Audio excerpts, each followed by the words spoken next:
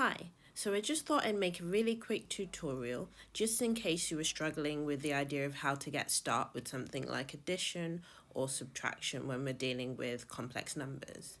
Now, I think addition and subtraction are quite intuitive because you treat them as you would do any other sort of addition or subtraction where you had different kinds of things where you consider like terms.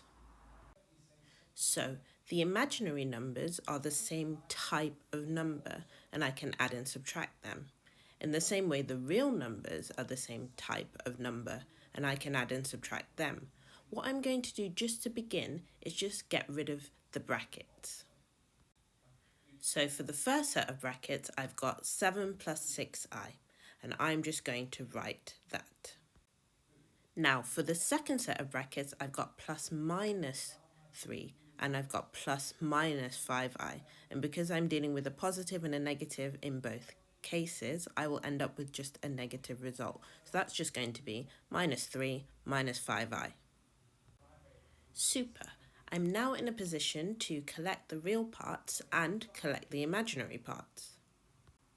So the real parts are 7 and negative 3. And when I add them together, I end up with 4. I'm going to go ahead and do the same thing and combine the imaginary parts. For the imaginary parts, I've got plus 6i and minus 5i. And when I collect these together, I've got plus 1i, but I don't need to write the 1, so just plus I. And we're all done. I hope that's helped you get started with the question that you were doing, but remember that you can ask me for help at any time, either in the Teams meet or just by sending me a quick message on ClassKick or by raising your hand.